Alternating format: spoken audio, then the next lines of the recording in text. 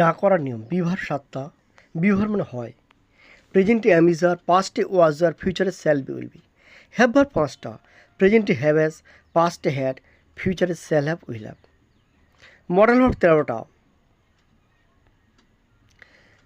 Model verb দুভাবে ভাগ করে, যে প্রেজেন্ট পাস্ট, ফিউচার হয় না।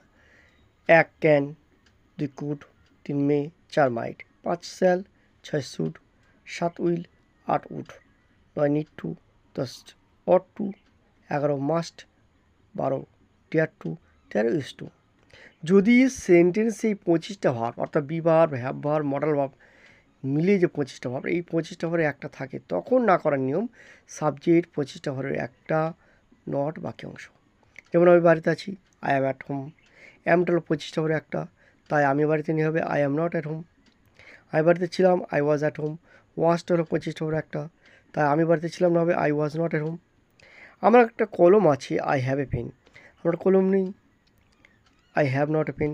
হ্যাভটা 25টা ভার্বের একটা বলে নট হলো। আমার কলম ছিল, আই হ্যাড এ পেন। আমার কলম ছিল না, I had not a pen. হ্যাডটাও 25টা ভার্বের একটা বলে নট হলো। আমি লিখতে পারি আই ক্যান রাইট। আমি লিখতে পারি না আই ক্যান নট রাইট। ক্যানটাও 25টা ভার্বের একটা বলে নট হলো।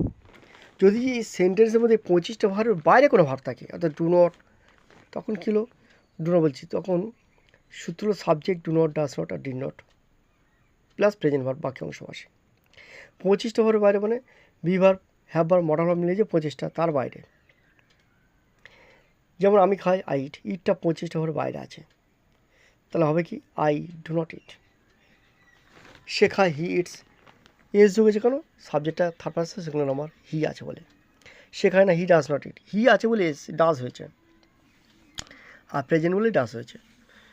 সে খেলো, হি অ্যাট। সে খেলো না, he did not it. Note, present টেন্সের জন্য ডাজ নট বা ডু নট বসে, আর পাস্ট টেন্সের জন্য ডিড নট বসে। নোট, যখন সাবজেক্ট হি, সি, ইট আর ইনি সিঙ্গুলার নাম হয়, অর্থাৎ subject third person singular number হয়, তখন ডাজ নট বসে, আর অন্য কোনো সাবজেক্ট হলে ডু নট বসে। নোট, প্রেজেন্ট টেন্স চেনার উপায়। বাংলা সেন্টেন্সে ক্রিয়া শেষে অ, আ, হর্ষই দীর্ঘ অন্তস্থ একার প্রভৃতি থেকে। যেমন আমি খাই, হর্ষই আছে। নোট, পাস্ট টেন্স চেনার উপায়।